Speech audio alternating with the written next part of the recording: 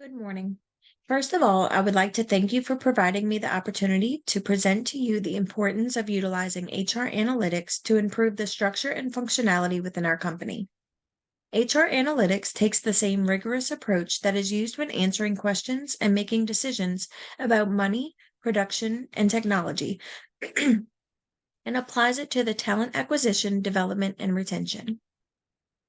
Over the next several minutes, I will describe how several key concepts in HR analytics can be used to improve our organization through focusing on the vital assets that contribute to its success, the employees. According to Casio et al., the world's most admired companies invest in people and see them as assets to be developed, not simply as costs to be cut. They go on to explain the importance of proactively investing in employees long before a need arises, as well as during times of uncertainty and instability. But deciding on the most effective and efficient means of investment into employees requires analytical measures. Casio et al. State HR measurement adds value by improving vital decisions about talent and how it is organized, and these measures must reinforce and teach the logical frameworks that support sound strategic decisions about talent. Here, I would like to propose using HR analytics to make calculated and informed decisions about the improvement of our workforce in three different areas: staffing, development, and health, wellness, and welfare. Our staffing department covers a range of duties, seen here in the bottom row, that together produce our internal organizational network, and the decisions we make concerning these efforts can either lead to a productive or unproductive workforce. In order to ensure that our company continues to hire top talent and maintains its competitiveness, we must first take a look at our staffing procedures. As an example, we will focus on using HR analytics to evaluate how useful our current selection process is with improving the quality of selected candidates.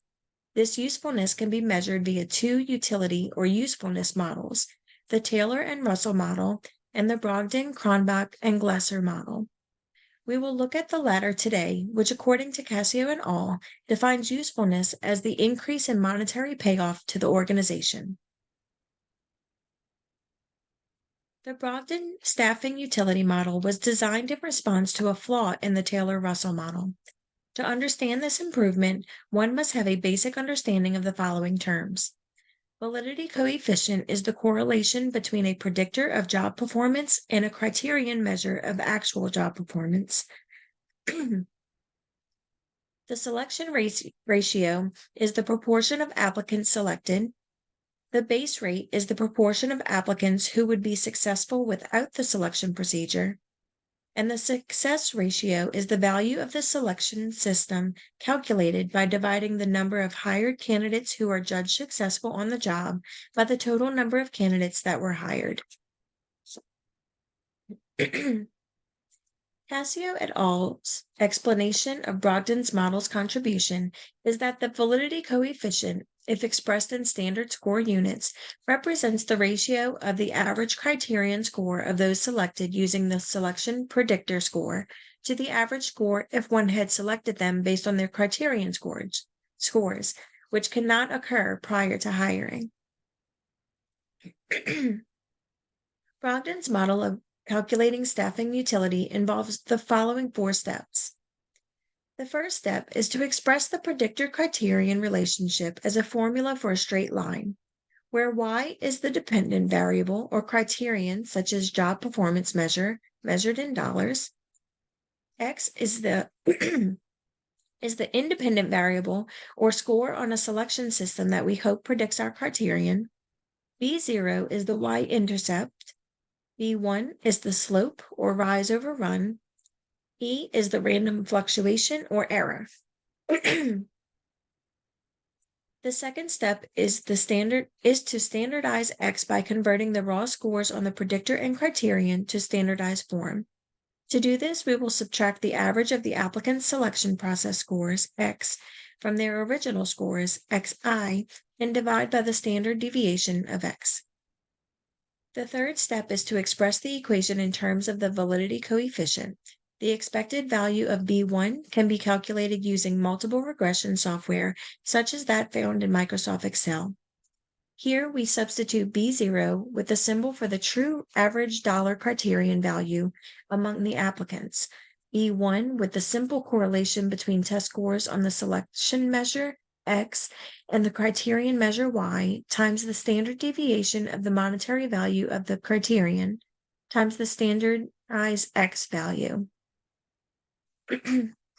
Subtracting the expected value we would get without using the system from both sides, we are able to calculate the expected average improvement in the monetary value produced by using the staffing system. We change the left side as delta U to symbolize the change in utility per applicant selected.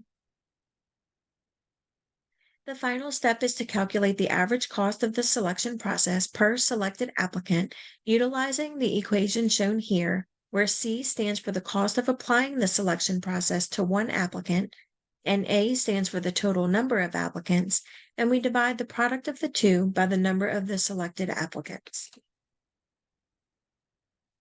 Moving forward, once we have determined the proper techniques for recruiting and selecting the right people, we now shift our focus to developing them. For this example, we will specifically look at the development in terms of training onboard employees. Cassio et al. State that some forms of training yield superior benefits relative to others. Specifically, research reveals that training in technical skills yielded an effect that was 3.5 times higher than the effect for all types of training and 6 times higher than that for general business skills. However, it isn't just the training itself that produces such positive results. Preparation for development and the aftermath of the training involving opportunities for participants to apply their newly gained knowledge and skills are vital to the success of any development program. The Brogdon staffing utility model can be slightly altered to calculate the utility for HRD programs by substituting the product of the validity coefficient and average standard score on the predictor achieved by selectees with the effective size, BT, which changes the result to a measure of the difference in job relevant outcomes between those who participate in the program and those who do not. Here, the change in utility is equal to the monetary gain resulting from the program, where N is the number of employees, T is the expected duration of the beneficial effects in the trained group, SDY, as before, is the standard deviation of dollar value job performance among untrained employees, and C is the total cost of training the number of employees noted.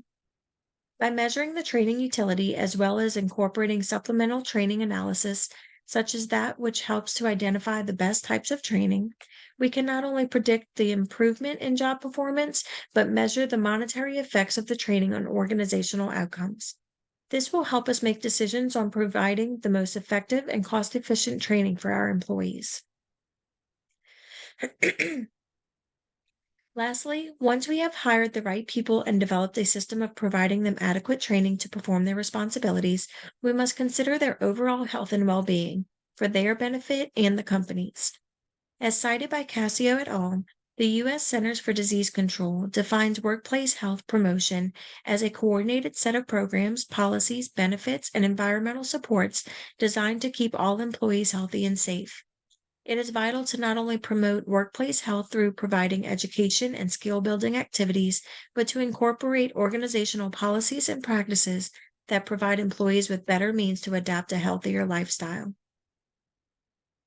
The information listed here was obtained from the CDC. Work-related stress is the leading workplace health problem and a major occupational health risk, ranking above physical inactivity and obesity. Productivity losses from missed work cost employers $225.8 billion or $1,685 per employee per year. Full-time workers who are overweight or obese and have other chronic health problems miss above 450 million more days of work each year than healthy workers. The result is an estimated cost of more than $153 billion in lost productivity each year. On a positive note, a 1% annual reduction in the level of 4 health risk, weight, blood pressure, glucose, and cholesterol, has been shown to save $83 to $103 annually in medical costs per person. There are many resources from the CDC, World Health Organization, and others that not only explain the effects of wellness programs on employees, but provide great detail in how improvements to employees' lifestyles benefit their employers in terms of healthcare costs, loss of productivity, and more. Research and professor of public Researcher and professor of public health at the University of North Carolina, Chapel Hill, Laura Lennon influenced Fortune magazine's description of ways organizations incorporate successful wellness programs. First, programs are practical and accessible. Programs that are difficult to utilize simply won't be utilized. Second, the overall organizational environment exudes health as a priority. This serves as a reminder to employees that health matters. Third, the company is designed in a way that its policies and procedures support a healthy lifestyle. Fourth, the organization provides support and resources to employees to help them pursue wellness. And lastly, health screenings and education are offered to increase awareness of the risk of unhealthy habits, the benefits of making health conscious choices, and checkups to keep employees on track. One of the simplest ways to analyze the cost benefits of adding or continuing to support health and wellness programs is to perform a cost benefit analysis to determine the return on investment. Casio et al. Provide the example depicted here. If a firm spends $250,000 during its first year of operation on a health and wellness program, but measure 90,000 in reduced employee turnover, 65 in reduced absenteeism, and 110 in reduced healthcare payments, they will save a total of $265,000, resulting in a return on investment of 6%. While this logic and calculation seems fairly simple, we must also consider sensitivity analysis to examine the impact of variations in assumptions, and break-even analysis to identify the minimum levels of dependent variables required for a recovery of investments. Nevertheless, considering the impact of wellness programs on turnover, absenteeism, healthcare costs, and overall employee morale, it is worth it to dive further into these trends. I encourage you to seek further information on the mutually beneficial impact of health and wellness analysis. That concludes my presentation on how HR analytics can help you make informed decisions that will have a profound impact on your employees and the organization.